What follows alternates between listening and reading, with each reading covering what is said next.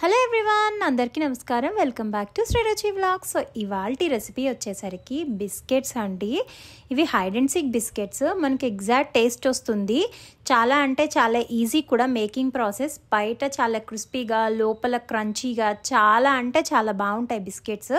Healthier option కూడా, ఎందుకంటే మనం యూజ్ చేసే ఇంగ్రీడియంట్స్ అన్నీ కూడా హెల్దీ. మనం ఇందులో మైదా కానీ రిఫైన్డ్ షుగర్ కానీ యూజ్ చేయం. సో ముందుగా మనం ప్రాసెస్ స్టార్ట్ చేసేసుకుందాం. ముందుగా ఒక బౌల్లో ఒక హాఫ్ కప్ బటర్ తీసుకోండి. అలానే ఇది 1/4 ఆర్ 1/3 వరకు తీసుకోవచ్చు. మీరు కావాలంటే హాఫ్ అయినా వేసుకోవచ్చు. పౌడర్డ్ బ్రౌన్ షుగర్ అది. అలానే వెనిలా ఎసెన్స్ ఒక హాఫ్ స్పూన్ అలా వేసుకోండి. వేసుకున్న తర్వాత వీటిని అన్నిటిని బాగా మిక్స్ చేసుకోవాలి. మిక్స్ చేసుకున్న తర్వాత ఇప్పుడు మనం ఇందులో ఒక 2 టేబుల్ స్పూన్స్ కోకో పౌడర్ వేసుకోవాలి. కోకో పౌడర్ వేసిన తర్వాత half teaspoon baking powder వేసుకోవాలి. హాఫ్ టీ స్పూన్ అండి, టేబుల్ స్పూన్ కాదు, టీ స్పూన్ వేసుకుని బాగా మిక్స్ చేసుకోవాలి.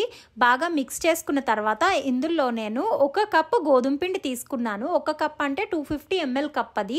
వేసుకున్న తర్వాత బాగా మిక్స్ చేసుకోవాలండి. ఇందులో ఉండలు కట్టకుండా చూసుకోవాలి. ఉండలు లేకుండా మంచిగా మిక్స్ చేసుకోవాలి. ఇలా మిక్స్ చేసుకున్న తర్వాత ఇలా పొడి పొడిగా అవుతుంది కదా, ఇలా పౌడర్లా రావాలి మనకి. అంటే కొంచెం మనం ఇట్లా హ్యాండ్తో ప్రెస్ చేస్తే దగ్గరకు అవ్వాలి. ఇలా మిక్స్ చేసుకున్న తర్వాత ఇందులో చిటికెడంత ఉప్పు వేసుకుని బాగా కలుపుకోవాలి.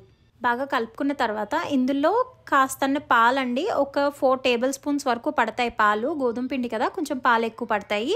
ఇలా 4 to 5 టేబుల్ స్పూన్స్ తీసుకోండి. ఇలా బాగా కలుపుకోవాలి. మనం చపాతీ పిండికి కలుపుకుంటాం కదా, ఆ కన్సిస్టెన్సీ వచ్చేలా కలుపుకోవాలి. ఇలా కలుపుకున్న తర్వాత దీన్ని ఒక 5 minutes మూత పెట్టేసి పక్కన పెట్టేసుకోవాలండి. కాస్త పిండి సెట్ అవుతుంది. మీకు కావాలంటే ఇందులో కాస్తంత షుగర్ కానీ బెల్లం కానీ ఎక్కువ వేసుకోవచ్చు. నేను కాస్త తక్కువ వేసుకున్నాను. ఇలా పిండి మొత్తం నీట్గా కలుపుకొని ఒక 5 minutes పక్కన పెట్టేసేయండి.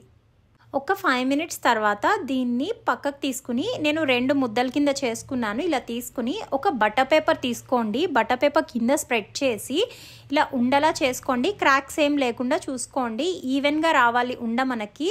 ఇలా వచ్చిన తర్వాత బటర్ పేపర్ పైన స్ప్రెడ్ చేసి రోల్ చేయండి. చపాతీ రోలర్తో కానీ దేంతో అయినా రోల్ చేసుకోవాలి.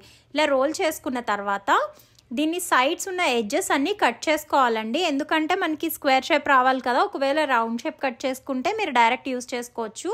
ఇలా చాకో చిప్స్ స్ప్రింకిల్ చేసుకుని ఎడ్జెస్ కట్ చేసుకోండి. ఒక స్క్వేర్ షేప్లోకి కట్ చేసుకున్న తర్వాత ఒక వుడెన్ స్టిక్ కానీ లేదంటే ఒక చిన్న పెన్సిల్ లాంటి ఐటమ్ ఏదైనా ఉంటే, లేదంటే నైఫ్ బ్యాక్ సైడ్ తిప్పైనా మీరు షేప్ ఇచ్చుకోవచ్చు. ఇలా చాకో చిప్స్ని ఒక్కసారి రోల్ చేయండి. ఇలా రోల్ చేయడం వల్ల చిప్స్ అన్నీ లోపలికి సెట్ అవుతాయి. మరీ హార్డ్గా కాదు, జస్ట్ లైట్గా ప్రెస్ చేయండి. ఇలా నేను ఒక వుడెన్ స్టిక్ యూస్ చేశాను, స్క్రూవర్ యూస్ చేశాను. ఇలా షేప్ ఇచ్చుకోండి. ఇలా షేప్ ఇచ్చుకున్న తర్వాత మళ్ళీ ఈక్వల్ పార్ట్స్ రావడానికి నేను జస్ట్ మార్క్ చేసుకుంటున్నాను అంతే. ఇలా మార్క్ చేసుకుని ఇలా ప్రెస్ చేసుకున్న తర్వాత షేప్ కట్ చేసేసుకోవాలి. నేను జస్ట్ స్క్రూవర్తో మార్కింగ్ పెట్టుకుంటున్నాను సైజ్ కోసం. ఇలా చేసుకున్న తర్వాత నైఫ్తో కట్ చేసుకోండి. థిక్నెస్ ఇప్పుడు చిన్నగా ఉండాలండి, మరీ మందంగా ఉండకూడదు, అలా మళ్ళీ పల్చగా ఉండకూడదు. పల్చగా అయితే మరీ హార్డ్గా వచ్చేస్తాయి బిస్కెట్స్. ఈ థిక్నెస్ సరిపోతుంది. ఇలా నేను మధ్యలో కుకీస్తో కూడా చేసుకున్నాను, కుకీ కటర్తో. ఇప్పుడు ఎయిర్ ఫ్రైయర్ బాస్కెట్ని 160 degrees దగ్గర ప్రీహీట్ చేసుకోవాలండి ఒక 5 minutes పాటు. తర్వాత ఇప్పుడు మనం కట్ చేసుకున్న బిస్కెట్స్ అన్నిటినీ కూడా గ్యాప్ ఇస్తూ ప్లేస్ చేసుకోండి. ప్లేస్ చేసుకుని మళ్ళీ 160 degrees దగ్గర 15 minutes టైమర్ సెట్ చేసుకోండి. అంతే, మన కుకీస్ రెడీ అయిపోతాయి. ఇవి ఎయిర్ ఫ్రైయర్ నుంచి తీయంగానే 15 minutes తర్వాత మధ్యలో కాస్త మెత్తగా ఉంటాయి, కానీ కాసేపు వదిలేస్తే చల్లారిన తర్వాత క్రిస్పీగా అయిపోతాయి. అంతేనండి, హైడ్ అండ్ సీక్ కుకీస్ ఇంట్లోనే చాలా ఈజీగా చేసుకోవచ్చు. మా ఈ వీడియో నచ్చితే like, comment, share and subscribe చేసుకోవడం మర్చిపోకండి. Thank you for watching.